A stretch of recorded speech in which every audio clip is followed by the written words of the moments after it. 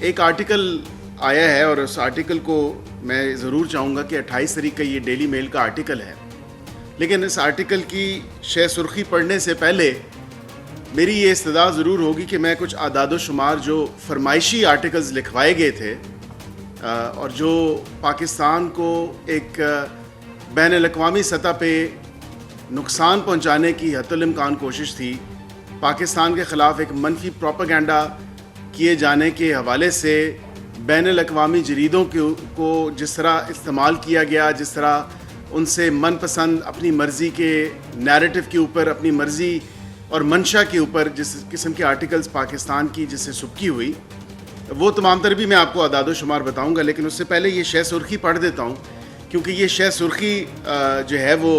بڑی معنی خیز ہے اور اصل جو حقیقت ہے بانے پی ٹی آئی کی وہ عوام اور قوم کے سامنے ہے اور تمام تر میں سمجھتا ہوں دنیا کے سامنے جو ہے ان کا کچا چٹا کھول کے رکھ دیا گیا ہے۔ اب میں یہ شہ سرخی شاید آپ کی اسکرین میں ساتھ یہ چل بھی رہی ہو۔ University of Oxford is inundated with angry protests after disgraced ex-Prime Minister of Pakistan Imran Khan revealed plans to run for Chancellor from his prison cell۔ یہ شہ سرخی ہے۔ یہ دیکھ لیں کہ ان کو جو لقب دیا گیا ہے بین الاقوامی میڈیا کی طرف سے، وہ disgraced ex Pakistan prime minister Imran Khan. اب ڈسگریس کا مطلب کیونکہ انگریزی کا لفظ ہے تو اس کی بھی تھوڑی تشریح یا ٹرانسلیشن کرنا ضروری ہے کہ ڈسگریسڈ کون ہے۔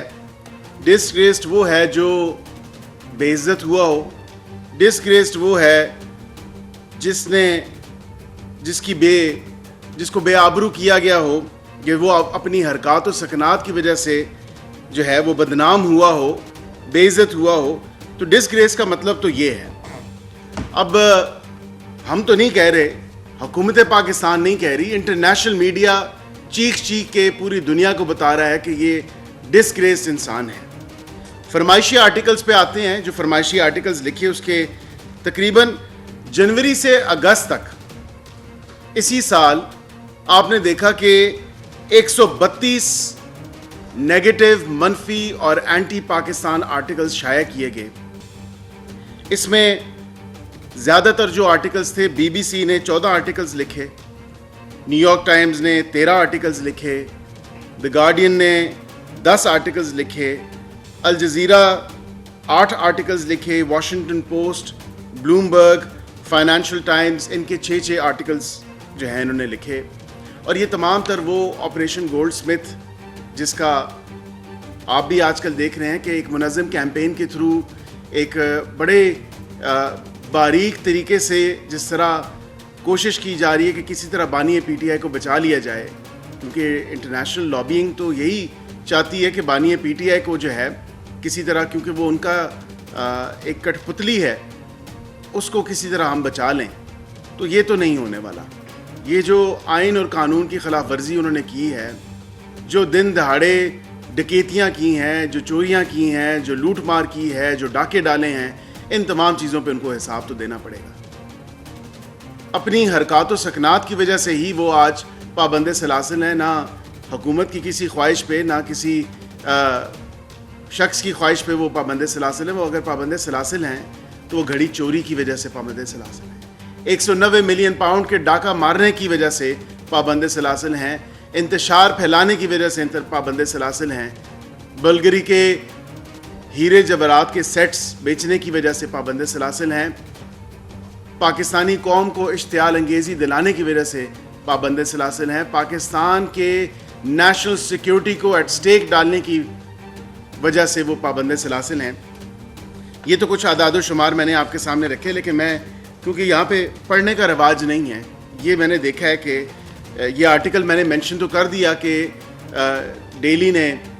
جو آرٹیکل لکھا ہے، لیکن اس کے کچھ ایکسپٹس میں ضرور پڑھوں گا اور اس میں کوٹ آن کوٹ میں چاہوں گا کہ آپ کے سامنے یہ تمام تر چیز بھی رکھی جائے۔ اس میں دیکھیں کوٹ آن کوٹ انہوں نے کہا کہ the former prime minister and cricketer 71 یہ کہتے ہیں کہ he said he wanted to give back. آپ کیا واپس دینا چاہتے ہیں؟ What is it that you want to give back? کیا آپ 190 ملین پاؤنڈ جو آپ نے دن دہاڑے ڈکیتی کی، ڈاکہ مارا، وہ واپس کرنا چاہتے ہیں؟ کیا آپ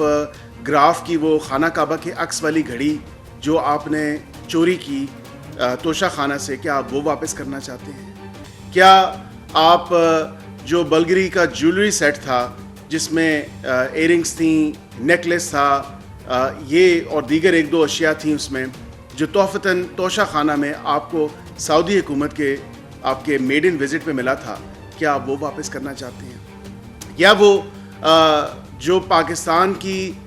بے عزتی ہر فورم پہ آپ نے کروائی ہے اور آپ نے ہر طرف پاکستان کو رسوا ہونے کے لیے آپ پیش رہے ہیں، کیا وہ پاکستان کی جو عزت آپ نے مٹی میں ملانے کی ناکام کوشش کی، کیا وہ واپس کرنا چاہتے ہیں؟